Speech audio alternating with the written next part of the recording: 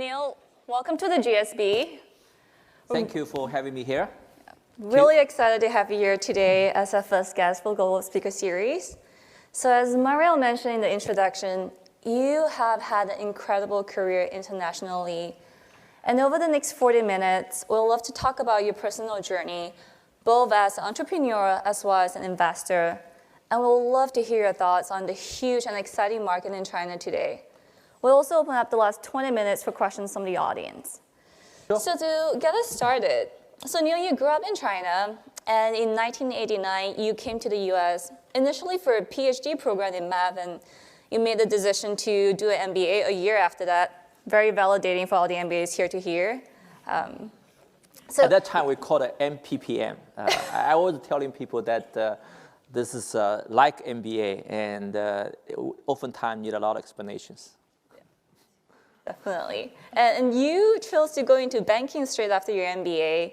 So I'm going to take us to the year 1999. At this point, you've been in banking for 8 years. You're running China capital markets for Deutsche Bank, and you're doing really well in your career. But at this point, you choose to make two pretty big decisions. One, you leave banking to start your own business, and two, you decided to move back to China. Tell us more about your thoughts behind that decision. I think I can talk a little bit sort of the thoughts prior to my decision to go back to China start C-trip. I think, as someone who left China after 4 years of college, you always want to do something for China or around China. Obviously, upon graduation from Jiao Tong, probably the best choice for me at the time is, go to US and study. But while I was in New York, I always thinking, can I do something? Can I leverage my China experience or background? 1992, 1994, there is an opportunity that you can go back to China and be part of the so-called capital markets efforts, right? Many students who study in the U.S. or work in the U.S. before end up joining those, Asian branch of, a big investment bank, and I'm part of them.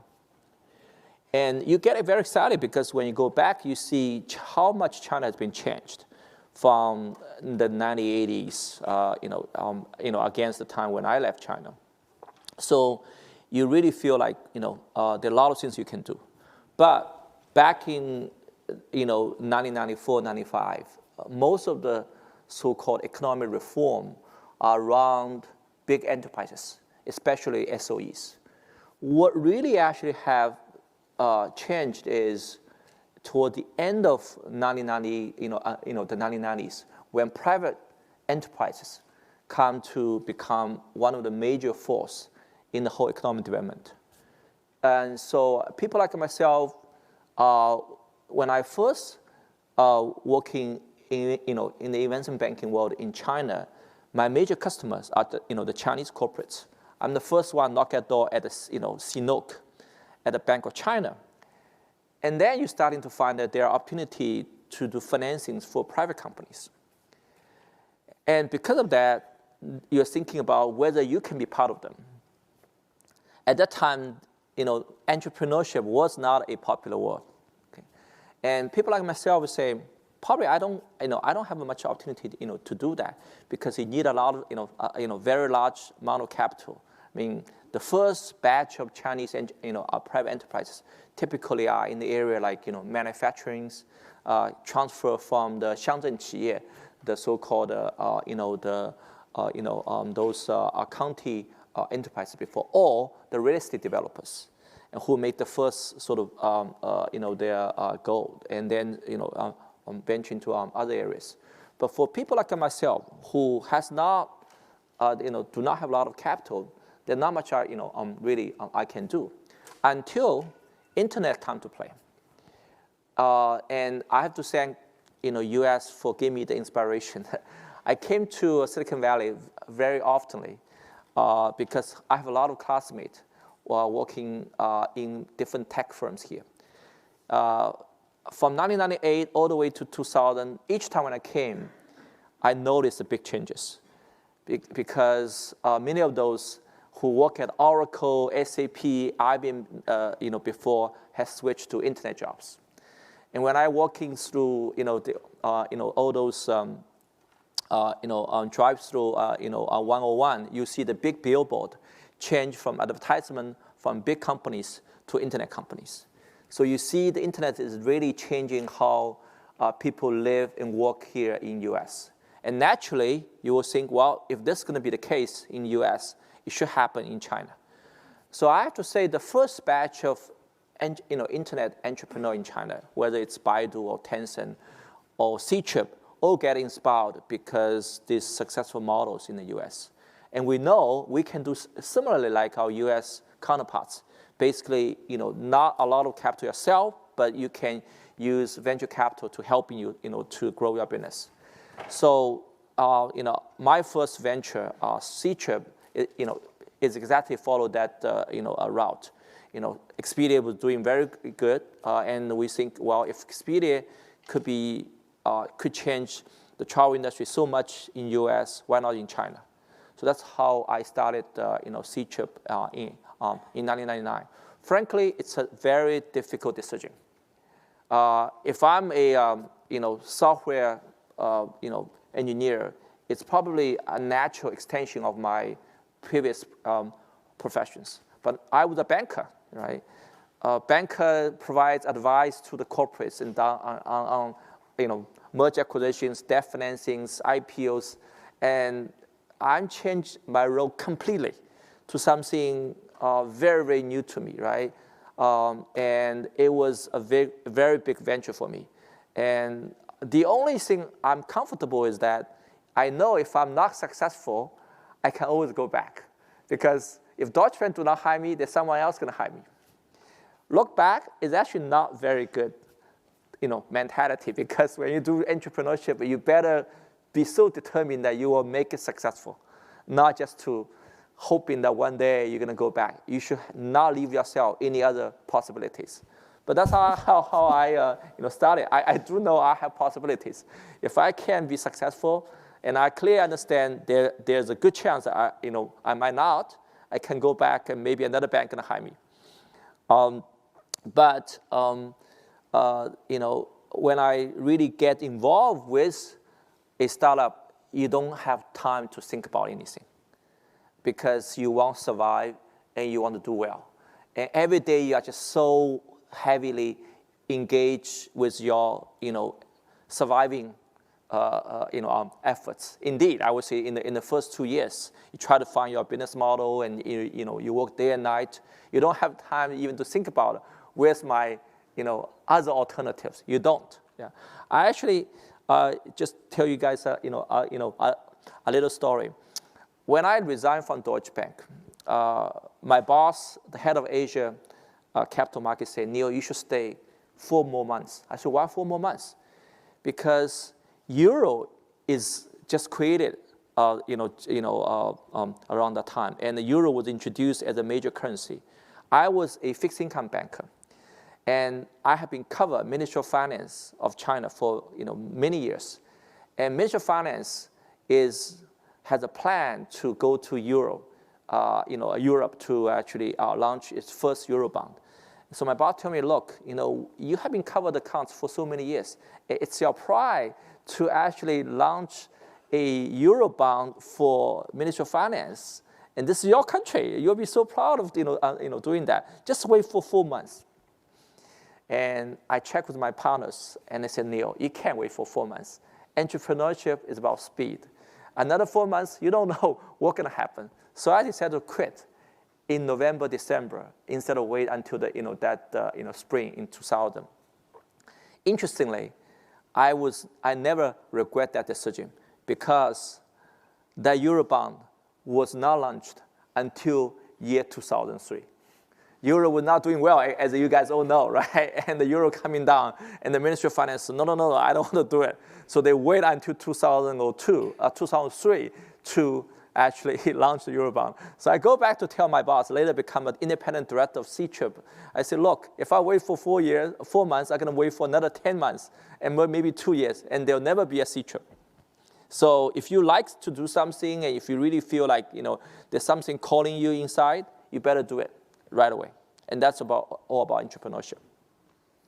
So while you said that you could always go back to banking if you weren't doing well, or you were doing very well with Ctrip, you started in 1999, and just 4 years, before the Eurobond was launched, you brought it public, listed on NASDAQ. And what's amazing is that's not even the only company you founded successfully in that period. In 2002, you founded Home Inns, now one of the largest hotel chains in China. You're in more than 300 cities, close to 3,000 hotel chains, and also 4 years listed on NASDAQ. How do you do it? What do you think has contributed to your success as an entrepreneur? I think it's very importantly that once you get into the business, you are able to really understand the sector very well instead of just looking at your own business and say, I'm doing my daily execution. So at a Ctrip, it's really a very eye-open opportunity for me for the whole hospitality industry. You realize, the Chinese travel agencies are so backward in terms of their IT systems. And there's so much middleman involved in bringing a customer, whether it's business or leisure, to the ultimate destinations. There's so much you can do. Obviously, as a company, you can't just run just one issue, but you do, get to know a lot about the whole, industry. One thing which we noticed when I working at a Ctrip is our upstream, so-called, the hotel industry itself is very, very underdeveloped. For example, there's many so-called, business hotel or economy hotel chains in the U.S. But in China, back in 2002 and 2003, there's almost none. It actually shocks me that there's no such hotel which catering to a specific needs. And when we launched Home Inns, initially I was a little bit concerned how big a company could be, because each hotel is small, 100 rooms, 150 rooms, and how big a company this could become, or whether China is ready. But again, I got inspiration from U.S. I remember I was in Dallas visiting a few travel service company, because that was the hub of many U.S. Travel service companies. And I arrived at the airport. I rent a car, drive from the airport all the way to downtown. It was like nighttime, around 9 p.m., whatever. And during that 20 to 30 minutes drive, I observed there's about 15 names, different names of budget hotels or economy hotel chain, from Red Roof all the way to Motel 6, whatever. And the total number of hotels I counted around 25. So from Dallas, from suburban airport to the city, you can have 25 hotels. So I say, well, market size is not a problem for China now. But indeed, I never imagined we can have 3,000 hotels in China, by Home Inns. And this is all created by our efforts, and as well as obviously many of our competitors. And the market is definitely there because the demand is so big, and we just need to create a good product to cater to the users. So you made quite a few transitions, going from a PhD to an MBA, and then banking to entrepreneurship. In 2005, you make yet another big decision, going from being an entrepreneur to becoming the entrepreneur behind entrepreneurs. And what's really interesting is you could have chosen to start your own fund, which I'm sure you had plenty of resources to do. But instead, you decided to be a franchise firm with Sequoia Capital, this really well-established American brand. What were some of these considerations behind bringing this global brand to China?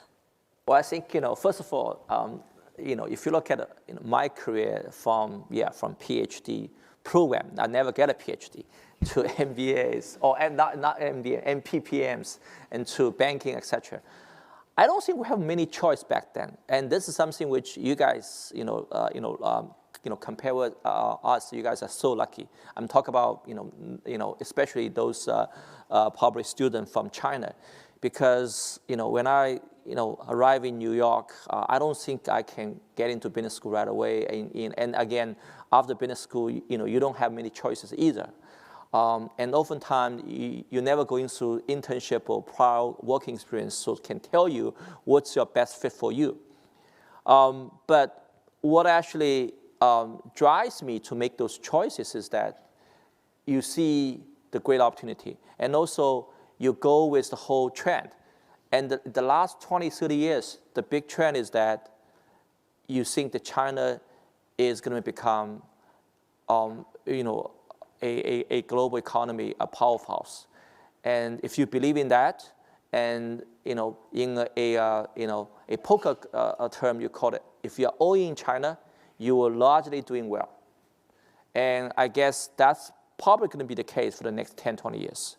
If you, so-called 看多, or if you be long China, or even more so, you are, all in China, you're likely to do well. And coming back to doing, venture capital, I always think that probably the best fit for me after spending 7 years as a banker and then another 6 years as an entrepreneur is get into an investment field, because you can leverage your experience both as a financier as well as an entrepreneur. So that's something which I think probably fit me very well. Clearly, I never planned that. I never get into the bank and say, hey, one day I do some entrepreneurship and then I can best fit myself as a venture capitalist. I never do that. Same when I started C-Trip, I always want to survive and make C-Trip a great company. Never think that, okay, this experience can position myself, be a good venture capitalist, sometime down the road. Now, I can do a fund myself. Indeed, I make some personal investment while at C-Trip, and some of those are very successful, like Focus Media, eHouse. But I was thinking how I can sort of best leverage my experience, at the same time can really make an investment and have a big impact on the whole, so-called new economy. You can set up a fund myself, but I think it's going to grow probably not as fast compared with setting up something with Sequoia. And also, I feel like I really want to learn from what a firm like Sequoia has been accumulated in the last 40 years. In Silicon Valley, there's many firms has been active in the investment space, but Sequoia has been obviously they are the longest and still probably the best, or if not or I would say at least one of the best. So I was very intrigued how they can do that, one generation after another. So to me, to raise money to make investment is probably not the most difficult thing, but the most sort of challenging thing is how to make a sustainable business. To me, I think Sequoia China is just another venture. If you want to make one or two good investment, that's an easy job. But how you can build a team and how to make a sustainable business, just like what I did at C-Trip, I think that's a very, very different thing. And today, look back after 10 years, I'm very happy the choice I made, because at our 10-year anniversary, we have a long list of entrepreneurs which become Sequoia portfolio CEOs. But more importantly, from 10 years ago, a 3-person, 4-person team, today we have 12 partners, and we have covered some of the most important sectors in China and become investor in many of the leading companies. And that's something which probably difficult to achieve just with one man's efforts or with neo-Shin brands. So on that topic, Sequoia Capital in China for the last 10 years has a phenomenal track record. You've pretty much put money in all of China's biggest unicorns, Alibaba, JD.com, VIP Shop. People call you China's Midas. You turn stone into gold. What do you think makes you so successful as an investor, especially in China? What's your secret sauce? Well, I think this venture capital investment is a profession always has regret. Clearly, we have a lot of very successful companies, but obviously we also have a lot of regret. and frankly, mistakes. And the good thing is you learn from your mistakes, and then you try to improve every year. The other thing very, very important is when you look at the Sequoia, US, they have 40-year history. They have a long list of success, Oracle, Cisco, Apple, and then Google, and et cetera, et cetera. And one of the reasons behind that is they're able to capture all the major trends, and they are able to say no to some trend which turned out to be just pure illusions. And that's, I think, is the probably most important factors behind the success of firms like Sequoia. And same for us in China. If there's any so-called success for us, then that's I think we have been really taking the major trend right. I remember back 7 years ago, we have decided that we should spend enough time and put enough of our investment into e-commerce area. We do have a view that e-commerce will become very, very important in China, probably even more important compared with the retail space in the U.S. So we invest probably around 15 e-commerce companies in China. Some of those are not successful, but we did capture the top 5 to 6 very successful e-commerce in China. Same for O2O. Offline to online is not a big space in the U.S., but it was a big space, and it continued to be a very important space for China. We think this is a very important area for us, and we did a lot of research back 4 or 5 years ago. We invest probably around, again, 12 to 15 companies, and we happen to capture the very top 4 companies, from Meituan to Dianping to Ele.me to Dada. And that's the way I think, I think probably, good firms should make investment. You actually have a view on the market, hopefully a little bit earlier than, most other people, and you put big emphasis on the sectors and making multiple investment in that, in that sectors. And this is the same for, US. If you look at Sequoia, back in 40 years ago, they pay big attention to, semiconductors. And then semiconductor, leads to personal computer. And they, again, invest multiple companies in personal computer. And then to, and then to software companies. And then when internet, become, the major theme, they invest multiple internet companies. And then go into, mobile internet. That is the way I think, a good investor should follow. There's nothing, magic about it. There's always something which you will miss, because of judgment on person, or judgment on a particular business model. But that's okay. You always will make mistake. But as long as you capture all the major trends, you'll be doing very, very fine. And sometimes it will including to say no to some sectors. I remember 7, 8 years ago, clean tech is a buzzword, both here in the US as well as in China. And luckily, our US partners as well as our China partners decided this is not a big area. Fundamentally, it's not easy to creating large market caps by investing venture capital or even private equities into the sectors. Indeed, after 10 years, anyone can remember what are the top multi-billion-dollar company out of the space? Nothing, right? And avoid those sort of pitfalls is, again, very, very important, because there are certain firms spend 1/3 of their time and money into the space, and they end up finding this is actually not much there. And this is and I think this is probably the most important efforts and judgmental calls. Coming down to companies, you always will make mistake. I remember when we look at the video space back 9 years ago, we actually liked the space. And we actually put a lot of efforts on it. And U.S. Sequoia has invested in YouTube, very successful. We picked the number 3 player in that space, and end up it's just a small gain for us. And these things will happen all the time because you may not be do all right for judging a particular entrepreneur. In that particular case, the company's founder was not very good at the marketing, and happened to be that the marketing is the key efforts for a video sharing companies. And sometimes you get lucky, like in our case, VIP Shop or JD, or recent case like a Meituan, Dianping.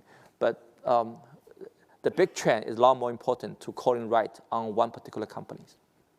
So what do you think are some of these major trends going forward? What excites you about China today? I think every couple of years there's always some technology breakthroughs. And the last 5 years in the US, the big theme is big data, SaaS enterprises. And it's not a big thing in China yet, but I think it's becoming increasingly important.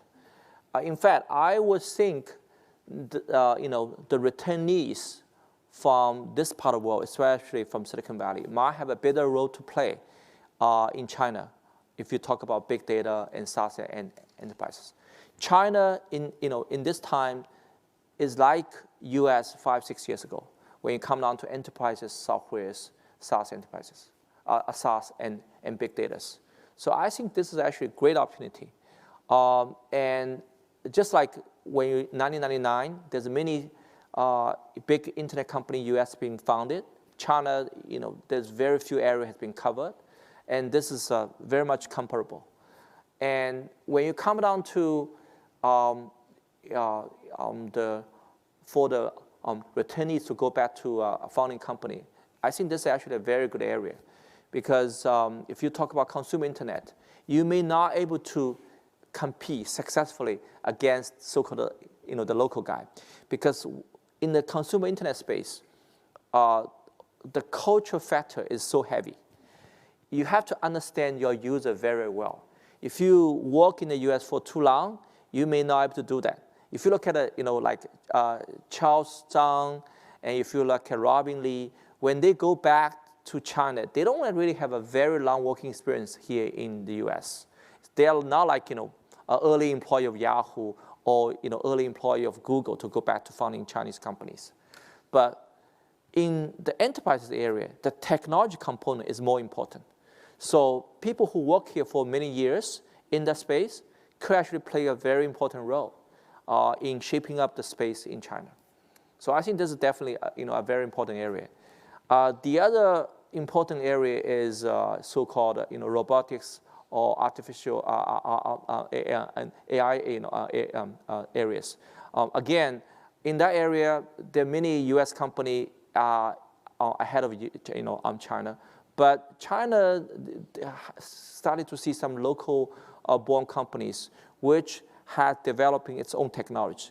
Company like DJI, right? Definitely the #1 player in the drone space.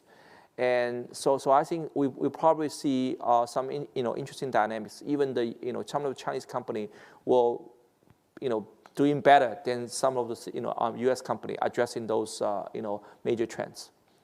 But just like what we've seen before, every couple of years there's new technology breakthrough and bringing new commercial opportunity. But relatively speaking, I think China's opportunity might be bigger compared with the U.S. because the so-called efficiency in the traditional industry is well behind compared with U.S. That's why e-commerce could do so well in China compared with the U.S. and same for O2Os. Yeah. So while we're on the topic of American companies in China, China is a huge market, growing, second largest economy in the world. And Sequoia China has actually also been working with a lot of these American companies. You've invested in LinkedIn, you're a strategic partner with Airbnb. So for you, what do you think are some of the biggest opportunities and especially challenges for American companies entering China, and what's Sequoia's role in helping them navigate this? If you're looking at global companies, especially U.S. company coming to China, I think in the first 30 years, 40 years, when China opened door, many U.S. companies has been very successful because the technology is so advanced that when they come to China, there's no competitions. Like when GM come to China, people love it, even though GM may not be the best mobile or automobile company in the world, right? And there's a lot of joint venture get set up. So at that time, the key word in the joint venture is use technology to gain market share, right? 用技术换市场. So whether it's European players or American players, oftentimes set up their own subsidiaries or set up a joint venture in China, and they could do very well against the competition, either against the private company or against the state-owned enterprises. But things have been really changed. Many sectors today, the private companies in China and state-owned enterprises in China are very competitive. They have learned, they have developed in their own R&D, and they can really compete very effectively with you, right? When P&G goes to China, when GM goes to China back 30 years ago, they dominate certain space. Today, they have to compete fiercely with many local players. So one of the ideas here is that if a U.S. company comes to China, just copy what they have been done in U.S., it may not be that effective anymore.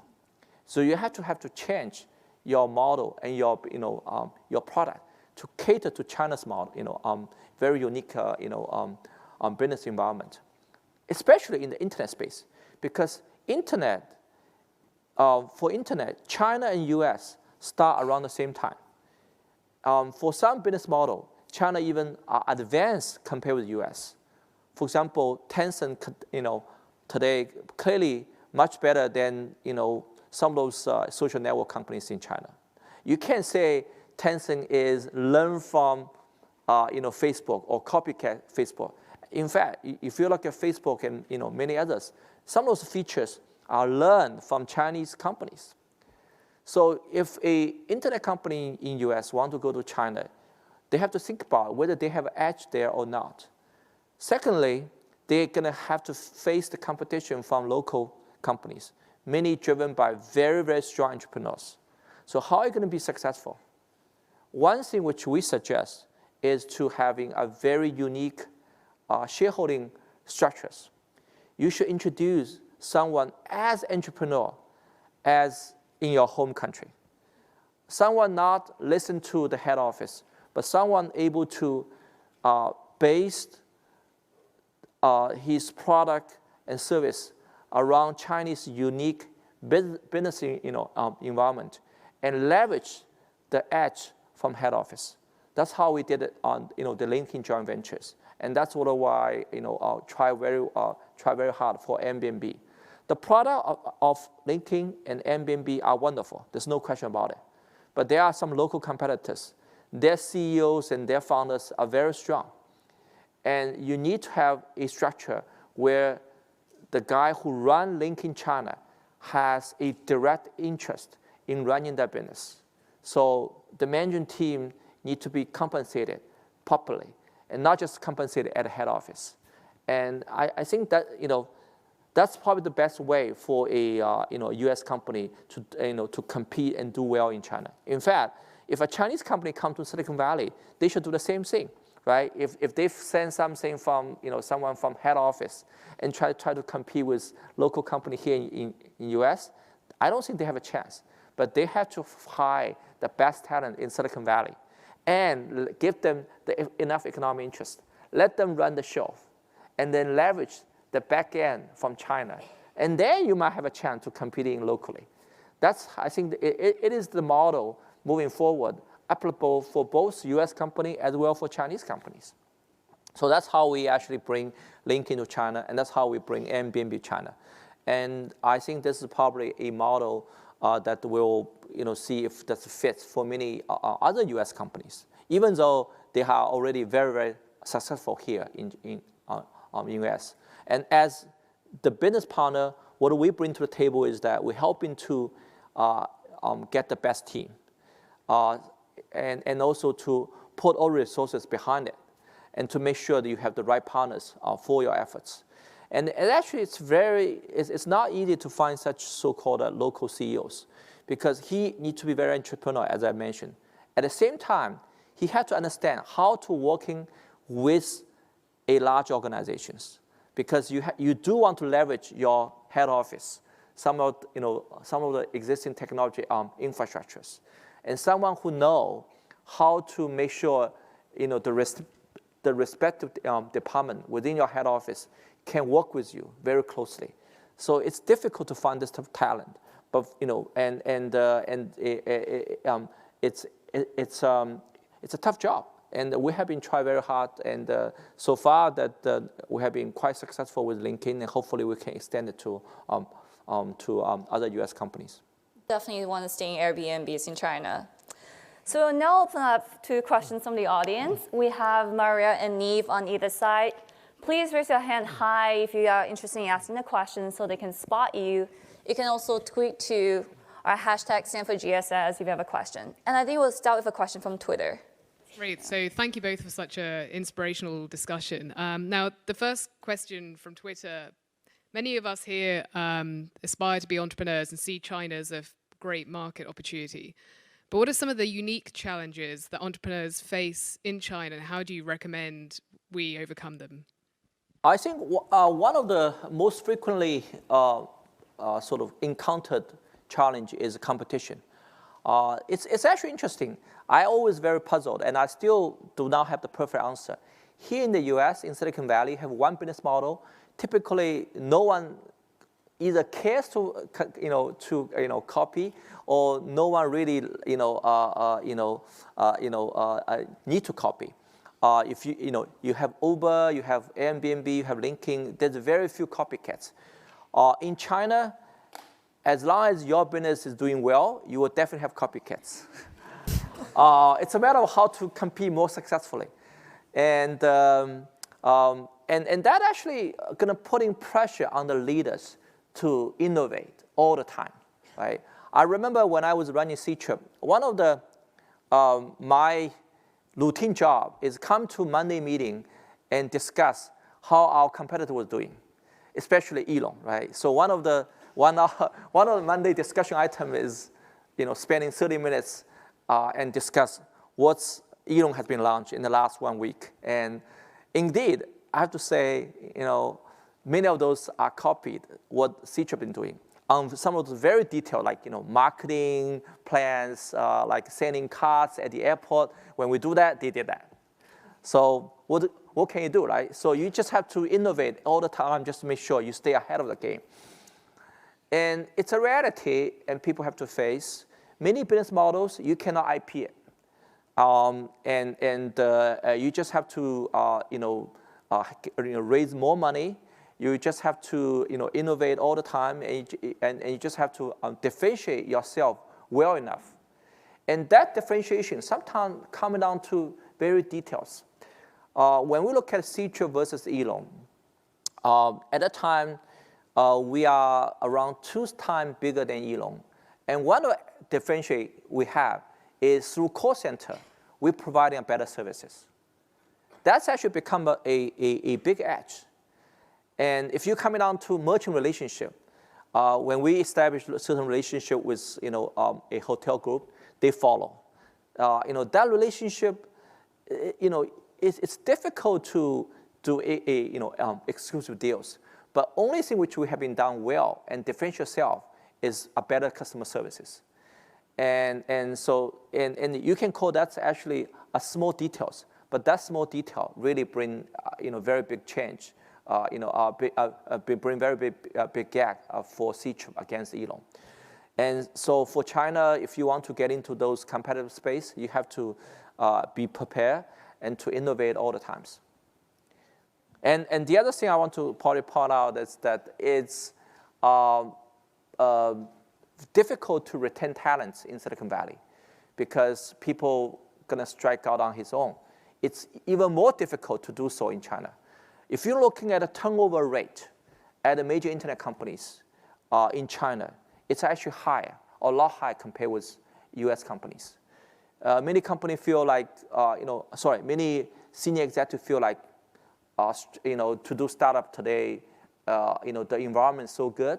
There's so many people, so much money, chase after them, and they all, and especially in the mobile internet space, the entry barrier to start up something is is relatively lower. So we do see people willing to consider do something on his own instead of staying with a large company. And so I think that's a challenge, that how to retain people. And obviously, compensation is one way, ESOP, etc. But also to build a very strong culture to make sure that your top people could stay. Well, thank you for sharing with us. I'm Cao Bing, MBA 1. So I'm really curious to see how you can evaluate a company with a trend that is kind of uncertain. So earlier you mentioned that big data is one of the trends. And within big data, there's going to be a lot of different sectors, medicine, education, you name it. Can you maybe walk through us, share some insights on how you would actually have a quantifiable metrics within those big data sectors to determine which one would be potentially successful? I think there's a few common checking point we will look at when we're looking at any startup. This is the same whether it's consumer internet or whether it's SaaS enterprise. One is obviously the background of the team, whether it actually fit for that type of entrepreneurship. For example, if it's e-commerce, I'll be very eager to know whether he has consumer retail experience, whether he has supply chain experience. But for SaaS enterprises, I will look to see if he has the relevant software experience or enterprises experience before. Secondly, I will also look at the market size. That's actually very, very important. If you look at e-commerce area, the reason why JD become one of the top internet companies in China, because they address the most important area at the very beginning, the 3C, the consumer the consumer electronics. If you start from something else, for example, you focus on books day one, then you may not get as big as you grow. So the total addressable market is always something very important, especially in the first 1 to 2 years. You can always expand from your core areas after you become successful. So in the SaaS enterprise area, you have to start from some verticals. And the question is whether that vertical is big enough for you to become a very substantial leader, and you can expand from that. Beyond these 2 points, the other very important, I think, area to look after is whether the timing is right. Because enterprises' demand in China is clearly there, but people have priorities. For particular corporates, they'll look at it, how much money I want to spend on enterprise software, and what are the key area I want to put money this year against a year later or 2 years later. So for enterprise software, you should look at those areas which corporate are having the most pain in increasing efficiency. We look at securities, we look at storage, we look at performance areas, we look at HR areas, some of those areas which clearly, with the rising labor cost, you have to address in those issues. And I think that's probably a important point for venture capitalists as well as for an entrepreneur who want to start business in that sector. Thank you, Mr. Shen, for your speech. It's very inspiring. So my question is about people. When you was about to start Ctrip, how did you find your partners? Because without good partners, it's impossible for a startup to be successful. And the same as here, like now, if we want to build up a startup in China, what's the most effective way to find the perfect partners? Thank you. It's difficult to find perfect partners, but as long as you find good partners, that's okay. When I look at many startups, when they walked into our conference room to present, to be honest, most of the team at the so-called angel stage or series stage do not have a complete team. But you need to have some core team member and addressing the major needs. in the C-Trip days, we have myself and James and Chichi. Frankly, it's a little bit crowded team, right? We got 3 guys already have a lot of experience in different business segments. But even with that 3 people, we decided to find Fanming, who has worked at the travel industry for many years, because we do realize online travel is about internet, but at the same time, it's about travel. So we want someone who understands the travel industry a lot, about how to build a relationship with hotels, how to position ourselves against all the other traditional travel agencies. So these are very interesting questions that you have to address, and you find someone who can complement your skill set and to addressing those issues. And if you're going to have a so-called core team at first, not a complete team, then try to find what are the most critical component of your startup, like e-commerce. Then you have to better have someone who understands supply chain. If you do not have someone experienced in that segment, you don't even have the business taking off. But maybe someone who do a better job doing online marketing comes second. It's still very important, but it's not the most critical at the day one. So I think you just have to go along with your business ramp up to find a team gradually. Day one to find a complete team is always a challenge. I think we have time for one last question from the audience. Hello, hi Neil. Thanks for your time. My question is, which is a bigger bubble, China or Silicon Valley? I actually want to be more specific. So here's a thought experiment. If Uber raises another round right now, and if the latest round investors are guaranteed a 3 times return, would you be an investor? Thanks. I don't want to comment specifically on the Uber case, but I don't see a so-called a big bubble there, because at the end of the day, you ask yourself, are those startups really creating values? If they do creating values, or most of the startup companies are creating values, I'm not particularly worried. Valuation, there's always up and downs. If you look at the public market, they're always up and downs anyway. And so I would not particularly worry about valuation itself, because the market itself will adjust. The venture capitalists in general are not stupid enough to pay a premium consistently. They might pay premium for a short period of time, but they will adjust themselves. And when you look at the so-called bubble, if most of companies are just creating a lot of so-called users without providing value to users, that's something which I worry. But if you look at Uber and Airbnb, right? I mean, clearly these are the two of the startup company which become very successful.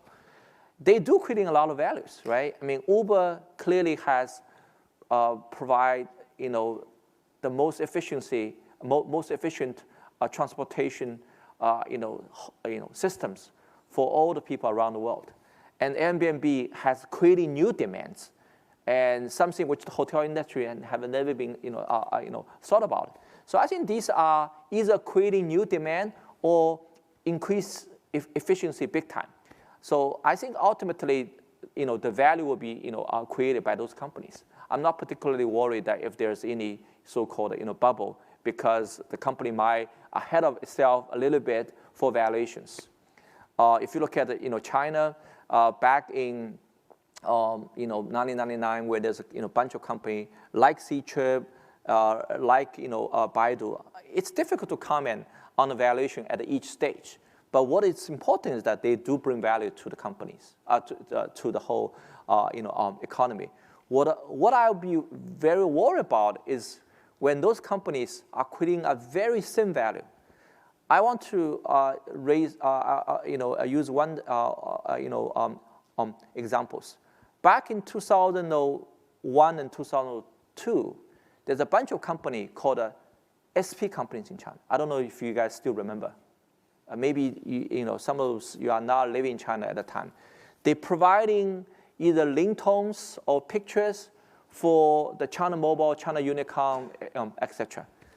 And most of the companies have died or have been sold. And sold itself is not an issue. The issue is when the company is sold, the company almost disappear. It's not like a YouTube or Instagram. They're there and they're providing value to users. Why those companies disappeared? And at one point, they're very, very profitable because they charge a part of the, they charge user fees through China Mobile and China Unicom. And it could be very, very profitable because the value creating is just so thin. People do not need that middleman. China Mobile can do it themselves after they figure it out. So that's why I was worried, that's the real bubble. If you talk about the bubble in the last 10, 15 years in China, those SP company as a whole is a bubble. And if we can avoid that, I think the overall startup environment is reasonably healthy. Great. Well, before we end, Neil, one last question. So as a really successful entrepreneur yourself and now being the entrepreneur behind entrepreneurs, what advice would you have for aspiring entrepreneurs here in the audience as they look to build something new? I think you have to go with your heart. It's difficult to make a perfect choice. And at least in my cases, that each time when I make a choice, I say, one, whether this go with a big trend. Secondly, probably more important, which is something you really like it to do, right? When I was working at a Deutsche Bank in the last a year or so in 1999, I really was excited by the internet development in China. I really want to do something. If I'm not going to do C-chip, I will do something else. But C-chip itself fits me well because I love travel. At the same time, I think internet can change people's life in China. So you have to really love what you do. Otherwise, it's going to be difficult to sustain. If you just think this is just a big trend, but that's something which you don't like or you don't know whether you like it or not, then if you work there for 6 months and 12 months, you probably feel like, oh, I want to jump to the next trend. I do notice there are some entrepreneurs like that. I was, we have this Monday meeting, and then when some entrepreneur come to visit and ask him, so why you want to do this entrepreneurship? Oh, B2B is hot, or big data is hot. But the question fundamentally is, do you think you are the best fit for this? And do you really have passion for that? And that's a question you should ask yourself. And no matter what other people's interest, you should find your interest and follow your heart and find the stuff you are passionate about it and do it. All right. Thank you so much, Neil. Real pleasure having you here today.